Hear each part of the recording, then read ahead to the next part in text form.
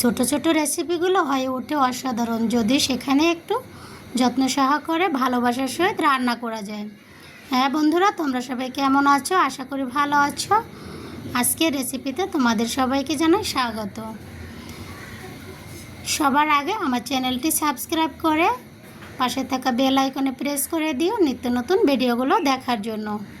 আজকে আমরা রান্না করব মুরগির গিলা কলিজা পা দিয়ে পেঁপে আলুর রেসিপি। এই রেসিপিটা খেতে কিন্তু দারুণ হয়। পেঁপে আর আলুটা আমি সুন্দর প্রসেস করে কেটে নিয়েছি। আলু আর পেঁপেটা একই সিস্টেমে কেটে নিতে হবে। আজকে আমরা সরিষার তেল দিয়ে এটা রান্না করব। সরিষার তেলের রান্নায় এটা খুব দারুণ হয়। কড়াইতে তেল গরম করে নিয়েছি, এখন দিয়ে দেব পাঁচফোড়ন। পাঁচফোড়নটা আমরা দিয়ে দিলাম। পাঁচফোড়নটা একটু ভেজে নিতে হবে। ভাজা পাঁচফোড়নের সাথে আমরা দিয়ে দিলাম কেটে রাখা মুরগির পা গিলা কলিজা। এটাকে আমাদের একটু ভালোভাবে ভেজে নিতে হবে। পাটা আমরা সুন্দরভাবে ভেজে নেব। পাঁচফোড়ন দিয়ে এই মুরগির সবজিটা সত্যি রান্না করতে পারলে অসম্ভব মজার হয়। আমরা কিন্তু পেঁয়াজ রসুনটা আগে কষিয়ে নিইনি। এই মুরগির পায়ের সাথে আমরা এখন পেঁয়াজ রসুনের পেস্টটা কষিয়ে নেব। এখানে আমি পেঁয়াজ রসুন আদা পেস্ট করে নিয়েছি 2 টেবিল চামচের মতো।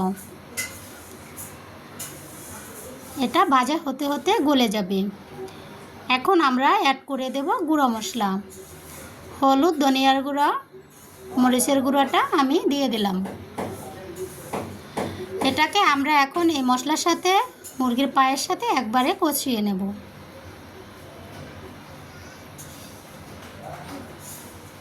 এটা মোটামুটি 5 থেকে 10 মিনিট আমাদের এভাবে ভেজে নিতে হবে। এখন আমরা দিয়ে দিলাম পরিমাণ মতো লবণ। লবণ দেওয়ার কারণে মুরগি থেকে একটা জল বেরিয়ে আসবে। ওই জলেই আমাদের মুরগিটা সুন্দরভাবে কষিয়ে নেওয়া যাবে। কত সুন্দরভাবে আমার এটা দেখো ভাজা হয়ে গেছে। এখন আমি কাটা সবজিগুলো সুন্দরভাবে অ্যাড করে দেব।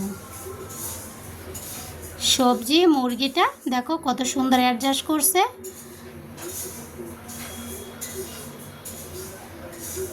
সবজি আর মুরগির পাটা আমরা সুন্দরভাবে কষিয়ে নেব। এ পর্যায়ে আমি এখন কিছুটা পরিমাণ সরিষার তেল দিয়ে দিলাম। এতে কিন্তু সবজির জাজটা খুব সুন্দর আসে।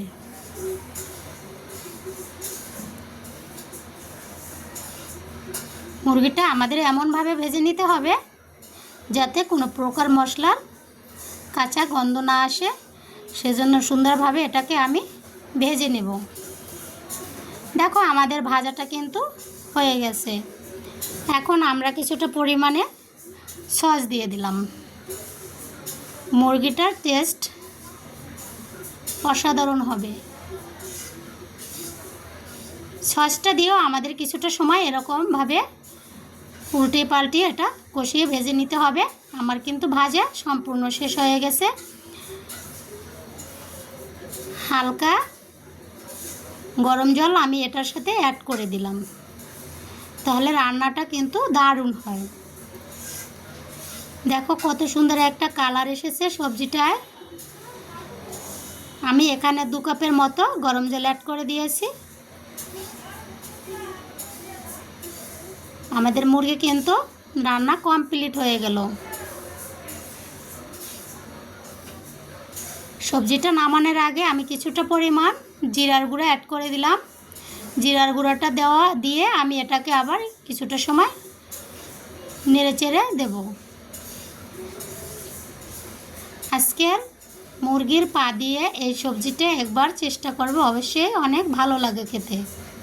বাসায় কিন্তু অনেক সময় মুরগির পা গিলা কলিজা এগুলো পড়ে থাকে, কেউ খেতে চায় না। তাই এভাবে যদি রান্না করা হয় সবাই চেটেপুটে খেয়ে নেবে। আমাদের রান্নাটা কত সুন্দরভাবে হয়ে গেল। দেখো কত সুন্দর একটা কালার এসেছে। দারুণ সব রেসিপিগুলো দেখার জন্য চ্যানেলটি সাবস্ক্রাইব করে পাশে থেকো। আর সবশেষে যে কথাটি বলবো, বন্ধুরা তোমরা সবাই ভালো থেকো, সুস্থ থাকো, আমার চ্যানেলের সাথে যুক্ত থাকো।